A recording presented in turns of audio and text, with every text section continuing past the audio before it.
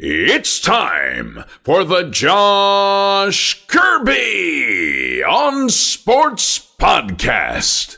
On this edition of the Kirby on Sports Podcast, we'll be breaking down NFL schedule changes in spite of COVID-19, plus a wild Week 5 of football and Tuesday Night Football. Yes, you heard that correctly, Tuesday Night Football. All that and so much more, but before we begin, we would like to thank our brand new sponsor at Regroup Building Services, specializing in custom homes, remodels, additions, and so much more. If you're looking for a new place to call home or just need repairs on your current home, look no further. Regroup Building Services has you covered. Make sure you check them out today at www.regroupbuildingservices.com. Once again, that's regroupbuildingservices.com. We do the honeydews that your honey don't. Make sure you tell them Josh sent you. We are also sponsored by PM Plus Reserves, now expanding their territory to serve the I-81 corridor from Hagerstown, Maryland to Stanton, Virginia. All right. It's time for another edition of the Kirby on Sports Podcast, starting right now.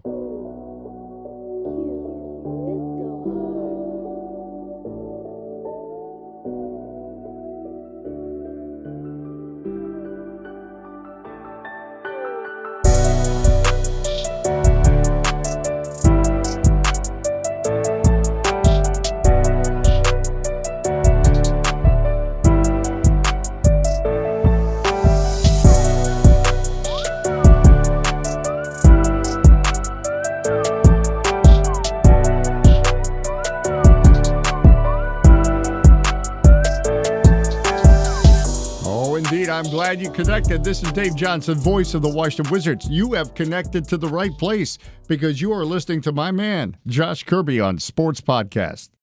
All right, welcoming you back to another week of the Kirby on Sports Podcast. I'm Josh Kirby, as always, riding solo on episode 90. Yes, 90 strong so far.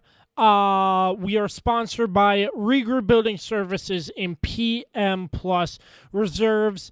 Big thanks, as always, to MPT Now Productions, Dave Johnson, and Productions by Quet. Let's get right into it. We have a lot to cover from Week 5 of the National Football League and so much more. I want to start off, though, with the scheduling changes the NFL has put in place due to the effects of the coronavirus. Starting off, there was supposed to be a Monday night doubleheader for Week 5, but that got changed after Denver and New England. That was supposed to be Denver versus New England, but another Patriots member tested positive for COVID. So that game had to get moved to Week 6, Sunday at 1 o'clock. So that was one of the big changes. And another big change, we'll get into this game later on in the show, but it was the Battle of the Undefeateds, the 4-0 Bills versus the 4-0 Titans. That got moved to Tuesday. So there was a football game Sunday night, Monday night, and Tuesday night for Week 5. And based on that, there will not be a Thursday night football game to start Week 6. So it's really, really confusing, but the NFL is doing an amazing job working around this unknown virus and making sure people are safe, ready to go before they start playing games. It's just really great to see the NFL sticking to protocol, making sure everything is done correctly, keeping up on the tests, doing tests often so they can gauge when teams can start going back to practice, when facilities can reopen, and when the games need to be rescheduled too. More scheduling updates per Adam Schefter on Twitter. Thursday, October 15th, the Thursday night football game between the Chiefs and the Bills moved to Monday, October 19th at 5 o'clock. So that is only a couple days away. So next week, we will have a Monday night football game at 5 o'clock. That sucks for most people working past 5 o'clock. So that's one thing I'm upset about, but what can you do? That's why we have the DVR. The New York Jets versus the Miami Dolphins Week 10 has been moved to Week 6 at 4:05. The New York Jets versus the LA Chargers Week 6 moved to Week 11 at 4:05. The Jaguars versus the Chargers moved from Week 8 to Week 7. The LA Chargers versus the Denver Broncos moved from Week 11 to Week 8. The LA Chargers versus the Miami Dolphins moved from Week 7 to Week 10. The Miami Dolphins versus the Denver Broncos moved from Week 6 to Week 11. And on another note, the Bills and the Titans don't have a bye week anymore because they moved their game to Tuesday. So the NFL is working this schedule around, and I have seen where there could be an implemented Week 18 if it comes down to it. A lot of people are saying that's a last resort in case it were to be too much for the games to be rescheduled. They can move to a Week 18 slot, which I wouldn't be opposed with. I would like to see an extra week of football. But once again, I just want to make sure everybody is staying safe and completely healthy.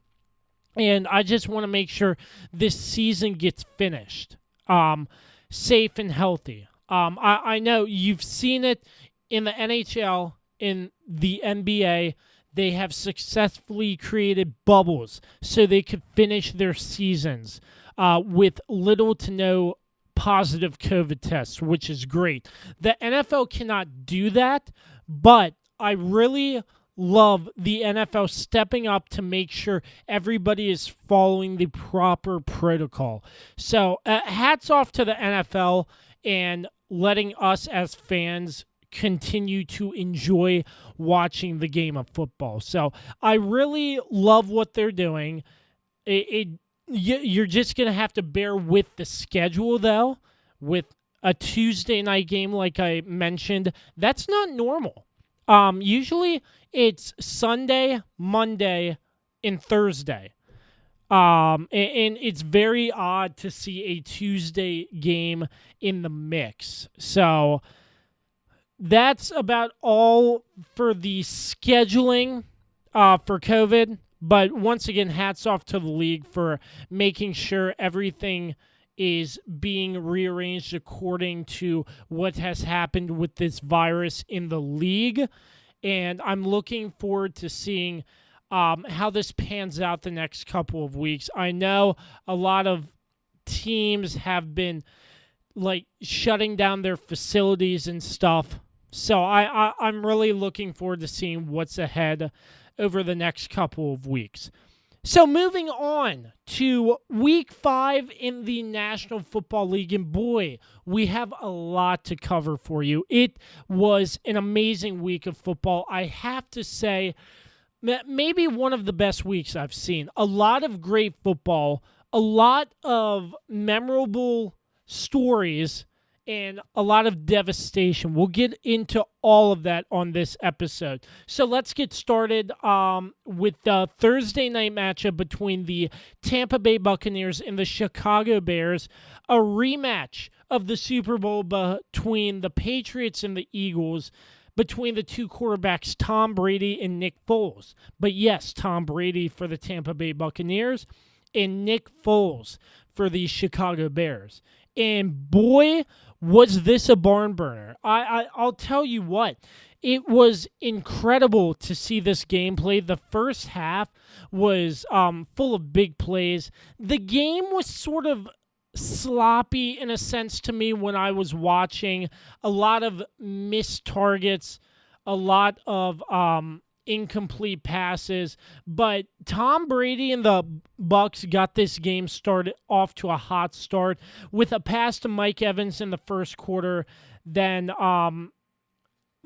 what really happened in the second quarter, that's what really got the game started. But the second quarter, David Montgomery for the Bears rushed him for a touchdown. Then what I really loved in that second quarter was the Kendall Fuller hit on Vaughn for Tampa Bay. And they went under the booth and reviewed this.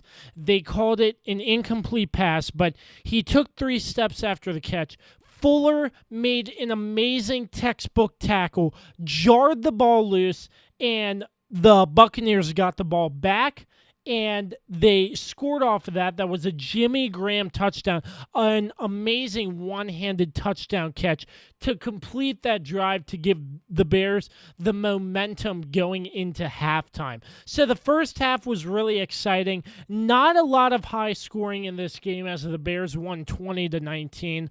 In the third and fourth quarters, the Bucs and Bears traded field goals, and what really surprised me at the end of the game was Tom Brady in the fourth quarter was driving to try to set the Bucs up to win.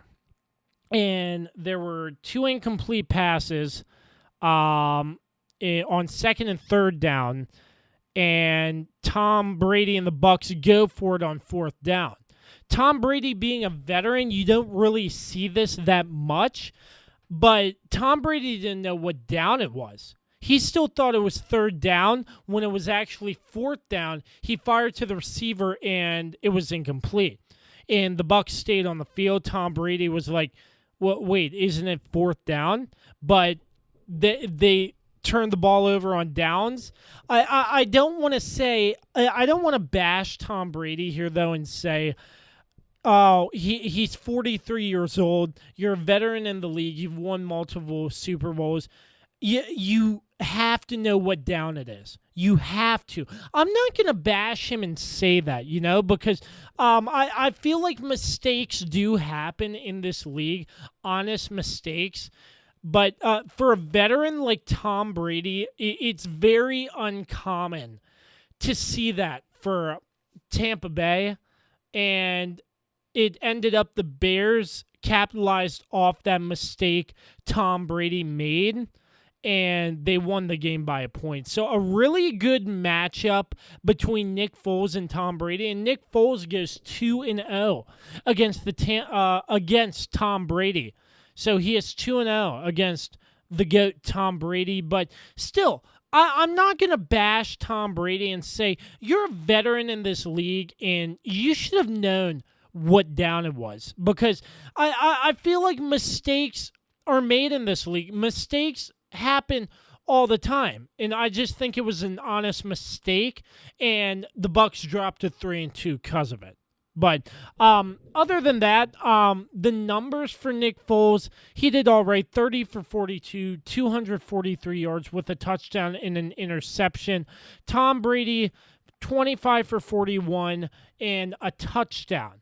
I'll tell you one thing, though, in this game. I really loved the performance of Ronald Jones. Ronald Jones helped Tampa Bay's running game a lot. 17 carries, 106 yards. Not a touchdown, but still over 106 yards. It was incredible to see him move around as compared to the Bears, The Bears rushing game, only 33 total yards. Nick Foles did it all in the air, which I really don't like to see, but still, I really love the performance of Ronald Jones for the Tampa Bay Buccaneers in this game. On the stat sheet, on the box score, it looks like the Buccaneers should have won this game, but there was a turnover by the Bears, but the Bucs really couldn't capitalize on that. But I think the mistake was made when Tom Brady didn't know what down it was, and that cost him the football game. Because I think if Tom Brady knows the situation, what down it was, and once again, I'm not bashing Tom Brady. I don't want to say you're a veteran in this league and you should know that, because like I said before, mistakes are made. But I just think that the Tampa Bay Buccaneers could have won this game if Tom Brady knew what down it was. So that's the Tampa Bay Buccaneers versus the Chicago Bears, 20-19 in that ball game. A really good ball game to watch on Thursday Night Football. Moving on to the Sunday slate of games, and boy, the Las Vegas Raiders are making a name for themselves. It was crazy to see the Raiders come out and beat the Kansas City Chiefs. Here's a stat for you. This is the first game, the first time Patrick Mahomes lost a game by more than 7 points. That just goes to show you how good Patrick Mahomes and the Chiefs are. But the Raiders, they're making a name for themselves. Carr had an excellent game, 22 for 31, 347 yards, 3 touchdowns and an interception, 144 yards on the ground total for the Raiders. Pat Mahomes, 22-43, 340 yards with 2 touchdowns and an interception. But the real story here, Clyde Edwards-Helaire only had 40 yards. 40 yards on the ground. You can't have that. I'm sorry. You can't have that. You can't put everything on Patrick Mahomes, even though he's one of the elite quarterbacks in this National Football League, and expect him to carry this team. Clyde Edwards-Helaire, he has done great stuff, but only 40 yards on the ground is not going to cut it for you. Carr, I really love Derek Carr spreading the football around for the Las Vegas Raiders through to 3 different receivers. Henry Ruggs III, great receiver. That catch and run to the end zone was a great touchdown for great passing touchdown for Derek Carr. Nelson Aguilar had a touchdown, and Darren Waller had a touchdown. It was great to see. Like I said in previous episodes, I love to see people spreading the football around, because spreading the football around and a good running game, a complete football game, that's what's going to get you the win. And I think the reason Kansas City lost is because they only had 80 total yards rushing.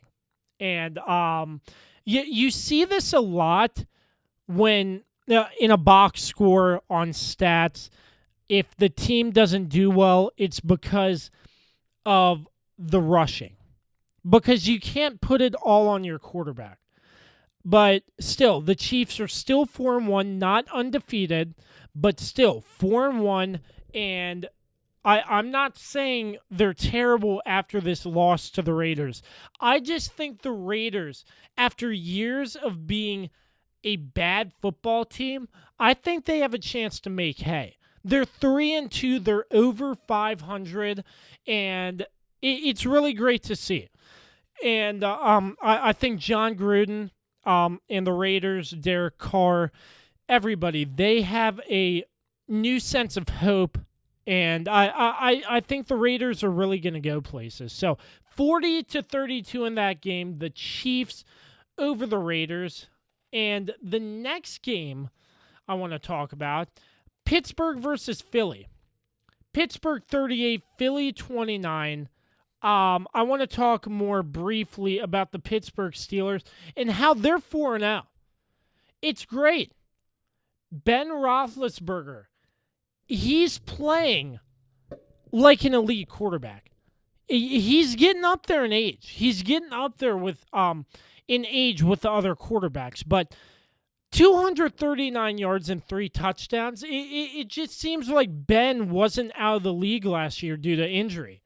Ben Roethlisberger looks amazing. And for the Steelers, one person I would like to highlight, rookie Chase Claypool. Claypool is a valuable weapon to Ben Roethlisberger. 11 targets, 7 receptions, 110 yards, 3 total touchdowns. It was great. And, I'm an NFC guy, but if I had an AFC team, I'd like the Steelers because I don't mind the Steelers like some other people do, but some people just hate the Steelers, but I love to see them succeed. Mike Tomlin, in my opinion, is a great coach. And I think having Ben Roethlisberger fully healthy for the Steelers is great. And they're 4-0 for the first time in a long time. And, man, I just loved seeing this Pittsburgh Steelers performance. 136 yards on the ground for the Steelers, and it was an all-around complete football game.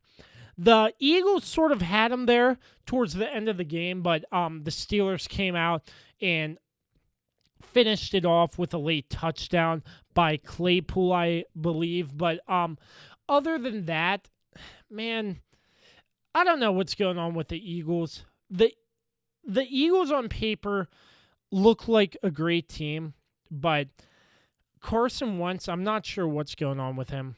I really don't. 2 touchdowns and 2 interceptions in that game. I don't really have the words to describe it. Carson Wentz, in my mind, is a great quarterback, but he's not really showing it. And I just think I'm speechless right now. I mean, it's crazy to see Carson Wentz be this bad. He has had good years, but I'm not so sure the Eagles at 1-3-1 might not make a quarterback change to Jalen Hurts. Jalen Hurts came in for one play in 18-yard completion. I think Wentz went out with an injury or something. I'm not entirely sure, but I'm not so sure Carson Wentz will stay as a starter for the Eagles much longer if they continue this performance. I mean, I don't want that to happen. Carson Wentz is a great guy, but I mean, I just feel like if the Eagles continue to do poorly, I think Doug Peterson's going to make that change. And the Eagles only 94 yards rushing.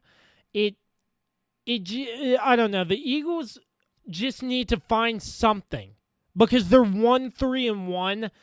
The Eagles looked like a great team on paper going into this season, but their running game is not that good. Miles Sanders hasn't been that great, period.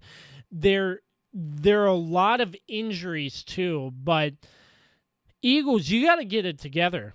It's crazy. It is really crazy to see the Eagles 1-3-1.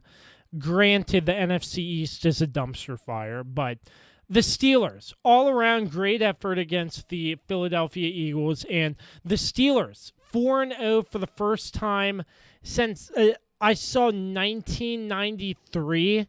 I could be wrong, but they're 4-0, and Ben Roethlisberger still looking great. Moving on to our next game, we'll stay in the NFC East. The Washington football team falls once again to the Los Angeles Rams. Rams improved to 4-1 on the season, but I watched this whole game, and it didn't really feel like a bad loss because of the remarkable comeback of Alex Smith. Alex Smith, since having a compound leg fracture in 2018, as the 6-3 Washington former Redskins were on track at 6-3 to potentially make the playoffs. Alex Smith goes down with a compound leg fracture against the Texans and end up not falling out of playoff position. They were looking good, but that's past. That's in the past. And Alex Smith, he fights through possible infection, amputation. This man is the definition of a warrior. And I had Pete Haley on about a month ago before the season even started, and he had endless amounts of great words for Alex Smith. Alex Smith is a trooper, and he made it back into this football game for the Washington football team, and he completed his remarkable comeback. And his family was in the stands too, which was amazing to see. And man, it was just great. It was really great to see Alex Smith come back into this game, and that sort of drew my attention off this atrocious Washington football team loss.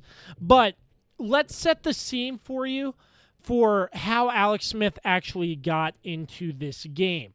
So, Dwayne Haskins, earlier in the week before this game, gets benched by Ron Rivera. Dwayne Haskins wasn't performing well. I mean, it's plain and simple.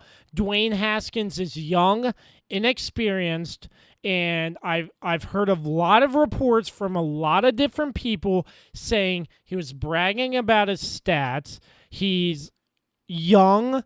I feel like one reporter, I think, said he was young and cocky or something. A lot of players in the locker room didn't like him gloating about his stats or something. But in my opinion, Dwayne is young and inexperienced. And after that game, after his performance in Cleveland, I'm very glad he got benched for Kyle Allen. Kyle Allen played for Ron Rivera in Carolina. So Kyle Allen is not a stranger to Ron Rivera as a head coach. I want to say Kyle Allen did play better. He didn't really do much because of the fact that Jalen Ramsey hit him helmet to helmet, knocked him out of the game. He was 9 for 13, 74 yards. But Kyle Allen had a lot of good runs, a touchdown run in the end zone, which was great. But he looked really good. The only issue was Washington couldn't complete a pass more than 15 yards in this football game. So I can't really make a good analysis about this quarterback in Kyle Allen, but I mean, he looked decent. He looked like he knew what he was doing. He looked like he read the field sort of well, but you know, it's a new football team, a new system, same head coach. So, okay, here's where it gets interesting. Kyle Allen gets knocked out. Dwayne Haskins deactivated, and not to mention, apparently Dwayne Haskins is sick. Not COVID-19, but just sick, which didn't make sense. He reported to the team on Sunday, and the team doctors sent him home. And that's all over the news. I don't know why, because he's deactivated, but besides the point, then Alex Smith comes into the game. And that's where it's just amazing. His family was in the stands, like I said earlier. It was a huge accomplishment. And after all the adversity he's faced with his leg, it was just great to see. It was really, really great to see. Our O-line sucks. Washington's O-line is just atrocious. Alex Smith, coming back from a compound leg fracture, gets sacked 6 times. 6! It was crazy. The first sack was Aaron Donald, believe it or not. Aaron Donald, one of the best pass rushers in the NFL, hops on Alex Smith's back and sacks him. 6 sacks for 31 yards lost for Alex Smith. Aaron Donald had 4 sacks total in this game. Troy Reeder, 3 sacks. And Alex Smith, he got sacked 6 times. coming back his first game from a leg injury. If that doesn't scare you, I don't know what does. I really don't. Because you see here, if the O-line was better and Alex Smith had more time in the pocket, I feel like he could have made some great plays. He didn't throw a touchdown. He didn't throw an interception. 9 for 17, 37 yards. But, man, I mean, Washington's O-line, you got to help the quarterback. That's what really irritates me.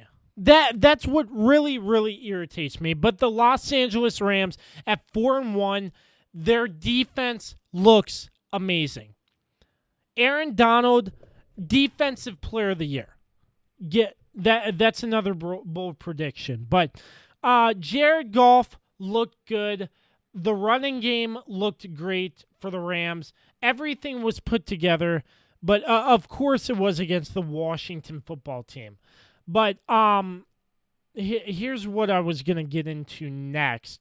The Washington football team, Antonio Gibson had one good drive.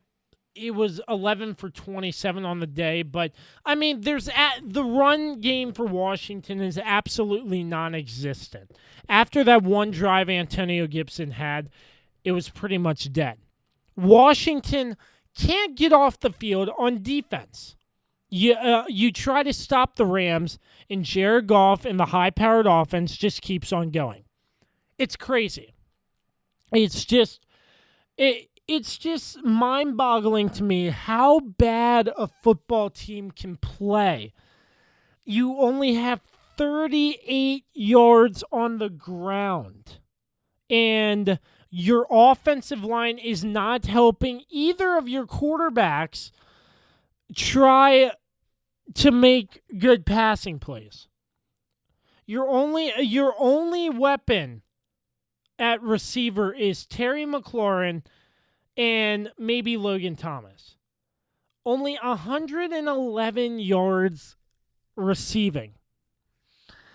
It was not a good game for Washington. But once again, the NFC East is a dumpster fire. But one takeaway from this game, Alex Smith coming back from what was a gruesome leg injury, and hats off to Alex Smith. He's a class act man, and I really loved seeing him back on a football field playing. But Washington, get it together. Come on. I'm a fan of the team. I'm not afraid to admit that, but it sucks watching your team lose each and every week. It sucks. And the next 3 weeks for Washington is the New York Giants, the Dallas Cowboys, and the New York Giants. Get set for another bumpy road if you're a Washington football team fan. Get set for another long drag of a season, because every year you have that false sense of hope, like you did in week 1 when Washington looked like a completely different football team. They came out and beat Philly, beat the Eagles, had a career high in sacks on Carson Wentz, and they completely look like a different football team from week 1. Completely. Don't get your hopes up for this Washington football team unless they show you that you can get your hopes up. Los Angeles Rams 30, Washington 10. Moving on. Staying in the NFC East, and boy, was this a shootout. Dallas 37, New York 34. Dallas takes first place in the NFC East with a record under 500. And I just got to say, I hate Dallas, but seeing a gruesome ankle injury by what happened to Dak Prescott, I can't help but feel for him. It's crazy to see Dak Prescott go down like that. He's a fighter, and to see him cry like that after that gruesome ankle injury, I'm sure everybody, if you're listening, you have seen this or heard in the news about his ankle injury. He got rolled up, and man, It was serious stuff. In a contract year, too. Dak signed the franchise tag, and for him to injure his ankle and be out for the season, he got surgery that night, but to be out for the season like that in a contract year, I don't really know what to make of that. Because what are the Cowboys going to do now? Because did Dak want too much money? What's going to happen now that Dak Prescott is injured, out for the season? But my thoughts and prayers go out to Dak Prescott. That was just a terrible leg injury, and you never want to see a player go down like that. You never want to. Going into this game, the Giants off to a really hot start. They had a pick six, Kyler Fackrell for the Giants in the first quarter. They went up 2 scores over Dallas. The Giants scored 14 points in the first quarter as compared to the Cowboys 3. It was it was impressive to see the then 0-4 Giants go out to a hot start like that. Yeah, the Cowboys are suffering a lot of injuries, and I was like, wow, the Giants are playing decent. And it was amazing. Then in the second quarter, Dallas makes 2 big plays, fumble recovery for a touchdown, and then the trick play. It was sort of like a Philly special. It was, who was it? Ced Wilson took the reverse from Zeke Elliott and threw it to Dak Prescott for a touchdown. So that it was a back and forth shootout. I have to admit, it was such a great game to watch, and just to see everything that went on, all the emotion with Dak's injury, it was a great game to watch, minus the Dak Prescott injury. But other than that, after in the third quarter, after Dak Prescott goes out, that was around the third quarter, Andy Dalton gets signed from Cincinnati to be the backup quarterback. And man, you put weapons around Andy Dalton, he looks good. Especially in the fourth quarter drive to set Dallas up in field goal range to win the game. Greg Zuerlein kicks the game-winning field goal. But Andy Dalton, 2 impressive catches by Gallup to put Dallas in field goal range, and they won the game. But the Giants' defense, I don't think there was much you could do there. It was just 2 very impressive catches by Michael Gallup. And it was an emotional win for Dallas. They did it for Dak Prescott. They rallied behind the injury, and they wanted to play well for Dak. And, man, it was a shootout. Any way you put it, it was great. But prayers up to Dak Prescott. New York, man, what's going on? It's crazy. And I did forget to mention, this was Jason Garrett's first time back at Cowboys Stadium. And to see Jason Garrett go up to see to make sure his former quarterback was all right, mad respect out to Jason Garrett. But Jason Garrett and Joe Judge, you need to make some adjustments. At 0-5, man, I mean, it was crazy. Daniel Jones can't throw a touchdown.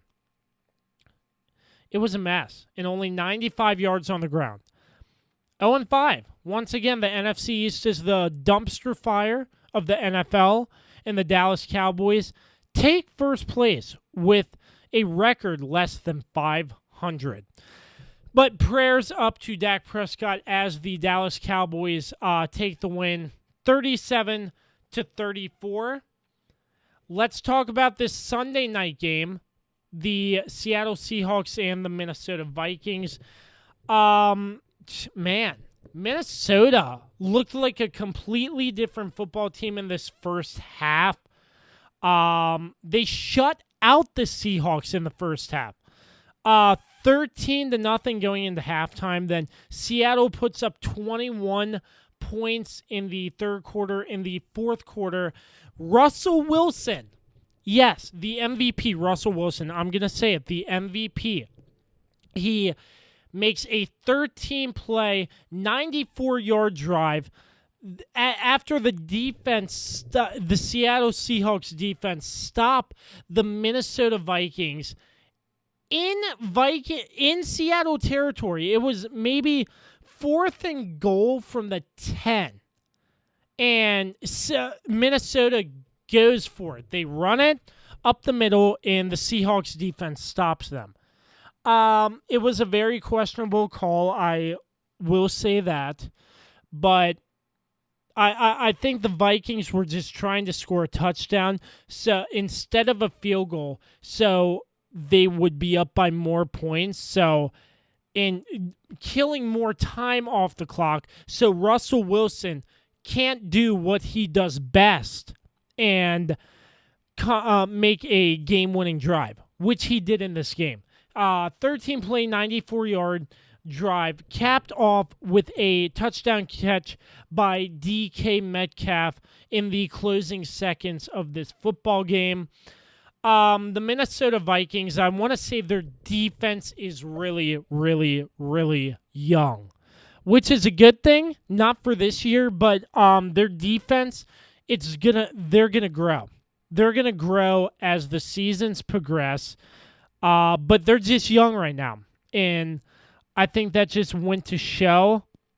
Once again, Russell Wilson had an okay performance, 20 for 32, 217 yards and 3 touchdowns and an interception. But, I mean, the Minnesota defense, once again, they're really playing with a young squad. Minnesota had some cap issues, so they had to let some guys go.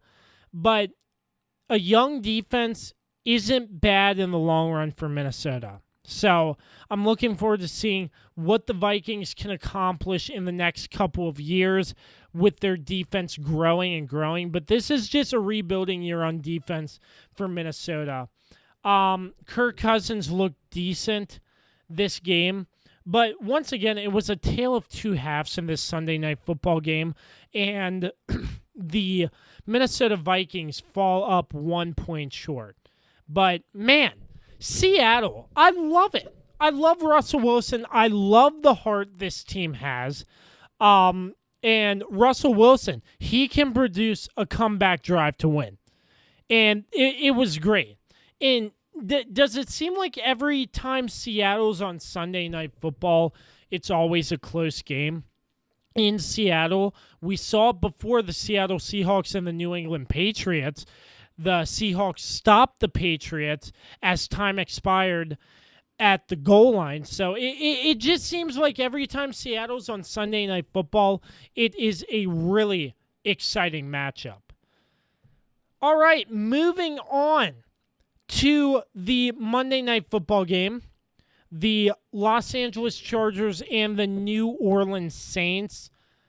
Man, Justin Herbert, 4 touchdowns. That is the most a rookie has thrown on Monday Night Football, 4 touchdowns, breaking the record of 3. And once again, sort of spreading the football out. You have Hunter Henry for a touchdown. That's Keenan Allen with a touchdown. And Mike Williams, really great performance. 5 receptions, 109 yards, and 2 touchdowns. Justin Herbert, he won himself the starting job. Anthony Lynn announced that. I feel bad for what happened to Tyrod Taylor, but to see Justin Herbert on Monday Night Football against this Saints team is huge. And once again, the Saints are still struggling. It shouldn't have taken the Saints till overtime to beat this Chargers team. But Justin Herbert, hats off to him. He played amazing. even though the Chargers lost 30-27 in overtime, he played great football, and he has a bright future. Justin Herbert really has a bright future, and I'm glad he gets the opportunity to play under unforeseen circumstances. And what happened to Tyrod Taylor, it's crazy to see, but still, it's really great seeing a rookie in this league produce great numbers. Drew Brees, 325 yards with a touchdown and an interception. And the Saints on the running game, not so hot. Alvin Kamara only 45 yards on the ground. And once again, without receiver Michael Thomas for the Saints due to a discipline issue and not an injury like it was reported earlier. But well, whatever's going on, the Saints are missing Michael Thomas. And it just goes to show the Saints are really struggling. I'm not sure what the future holds for them over the next couple of weeks, but the Saints team does not look like they used to before. And it goes to show you in this game, only winning by 4 points. It was a defensive stop, by the way, that won the game for the Saints in overtime, but really great to see it. Really great to see Justin Herbert come out and put up impressive numbers. All right, that's the breakdown. Week 5, Thursday through Sunday through Monday. When we return, we'll break down the Tuesday night football game and much more. You're listening to the Kirby on Sports podcast. All right, before we get you back to the Week 5 recap, the Los Angeles Lakers have won the NBA Finals in the bubble. The NBA, they successfully did the bubble with no positive COVID tests. Big congrats to the NBA. Adam Silver is awarding bonuses and time off to all NBA employees for this great accomplishment. It is a great accomplishment, by the way. But the Los Angeles Lakers win the NBA Finals in the bubble, 4 games to do against the Miami Heat, winning the clincher 106-93. Congratulations to the Los Angeles Lakers, but this was Kobe Bryant. This was for Kobe Bryant. Kobe Bryant tragically lost his life in February after a helicopter crash in Calabasas, California. The league soon after that halted gameplay due to COVID-19. Then the NBA resumes in the bubble, and this was just the basketball gods saying the Lakers are going to win, and they're going to do it for Kobe. And that's what happened. LeBron James, his 4th finals championship. He's won one for the Heat, the Cavaliers, and now the Lakers. And he has 4 rings to show for it. LeBron James still stronger than ever as the Los Angeles Lakers beat the Miami Heat 4-2. But I want to applaud the NBA and what they did, creating a safe environment so us sports fans could watch an NBA championship. We'll be right back with the conclusion of Week 5 and so much more. All right, we're back concluding the Week 5 preview here on the Kirby on Sports podcast. Tuesday night football, it sounds really interesting, folks. Tuesday night, but it was a great one. The Tennessee Titans, after 12 games off due to multiple COVID tests, they looked like they did not stop practicing. They did not look like a team that had their facility closed due to COVID. They came out here, and Ryan Tannehill threw 3 touchdowns, and it looked amazing. They looked amazing. The Bills had multiple turnovers. And that's what caused the Titans to capitalize. The Titans capitalized on the Bills and their turnovers and ended up running away with the game, staying undefeated 42-16. Tannehill looked great in this game. Josh Allen threw 26 for 41, 263 yards with 2 touchdowns and 2 interceptions in this Tuesday night football game. But the real story, and all I really have to say about this game, the Titans capitalized off the Buffalo Bills' mistakes, and Ryan Tannehill rushed him for a touchdown as well. Derrick Henry had 2 on the ground, and it was all around a great football game. He threw 2 to Jonnu Smith, Ryan Tannehill did, and 1 touchdown to A.J. Brown in this game, as the Titans stay undefeated in this Tuesday night football game. Due to COVID, they had to reschedule this game to Tuesday. So that wraps up Week 5. We'll go back really quick and look at some nuggets for you. For Week 5, the stuff that we aren't going to spend a lot of time on. The first nugget, a second head coach firing, the Carolina Panthers versus the Atlanta Falcons. The Falcons fall to 0-5 with a 25-16 loss to Carolina. The Falcons fire head coach Dan Quinn, and that is the second head coach firing this season. It was something that had to be done. And I think the Falcons are going to need to rebuild. Dan Quinn, just the defense doesn't look good for Atlanta. Matt Ryan hasn't been playing well. There needs to be a change, and that change has happened. But I am very surprised that change has happened before Adam Gase gets fired. And going on a bunny trail, Le'Veon Bell gets released before Adam Gase. And the Jets suck. It's crazy. Next on tap, next nugget, the Houston Texans versus the Jacksonville Jaguars. Houston gets their first win of the season over Jacksonville, 30-14. Interim head coach Romeo Crennel, the oldest coach in league history, gets his first win. As the interim coach in place of the former head coach Bill O'Brien. And the Dolphins versus the Niners. Wow. The 49ers looked terrible.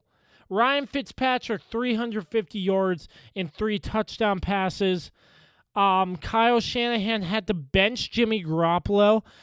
It was seen that Garoppolo favored his ankle a lot and was not performing well due to his ankle. So he put in C.J. Beathard after Garoppolo threw 2 picks. And the Niners, who were in the Super Bowl this year, are really struggling right now at a 2-3 record. The Dolphins, 2-3, and they're looking decent. One more nugget for you. The Cleveland Browns are 4-1.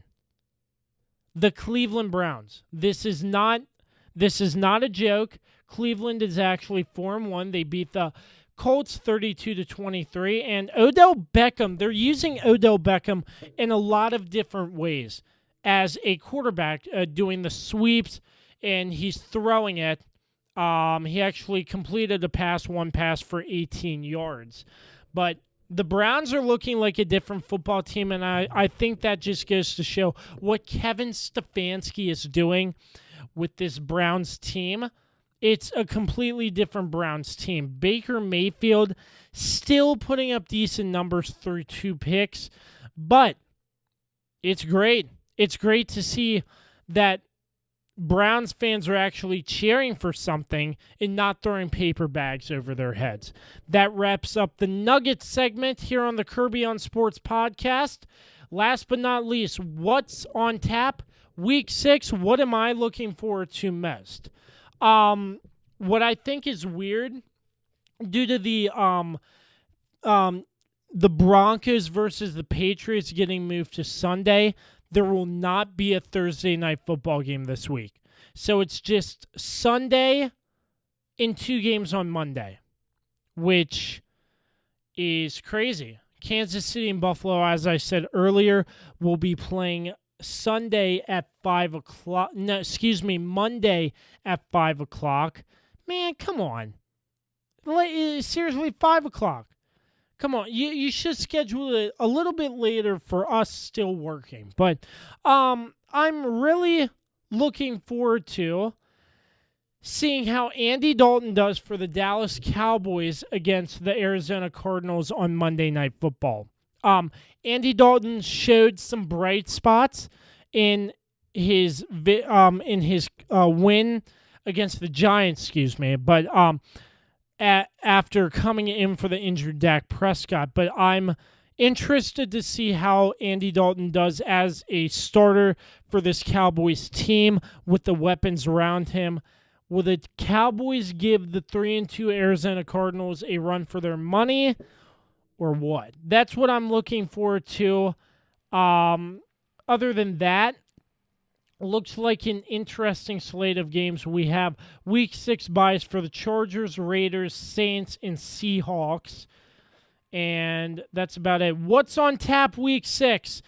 Sunday, Chicago versus Carolina, Cincinnati versus Indianapolis, Detroit versus Jacksonville, Atlanta versus Minnesota, Washington football team versus the New York Giants, Baltimore versus Philadelphia, Cleveland versus Pittsburgh, Houston versus Tennessee, Denver versus New England.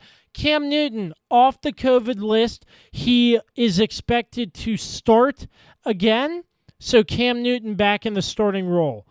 4 o'clock slate of games. New York Jets versus the Miami Dolphins and the Green Bay Packers versus Tom Brady and the Tampa Bay Buccaneers.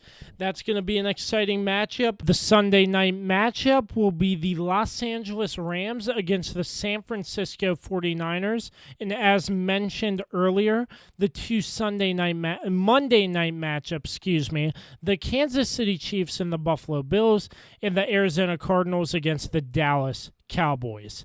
That sets up Week 6 for you all. That is about all the time we have for episode 90 of the Kirby on Sports podcast. As always, thank you so much for tuning in and listening. We appreciate the support as always. If you want to represent us and buy some merchandise, you can do so. Links will be on all our social media platforms, but you can check us out at teespring.com/Kirby-on-sports-merch. And once again, all those links will be in our social media pages. Make sure you find us on Instagram, Twitter, Facebook. You can find us just about everywhere. You can check us out on all streaming platforms as well. Anchor.fm/the Kirby on Sports podcast. Once again, big thanks to our sponsors, Regroup Building Services and PM Plus Reserves. And big thanks, as always, to MPT Now Productions by Quet and Dave Johnson. Until the next episode, we say continue to create greatness, and we will catch you next time. Peace out.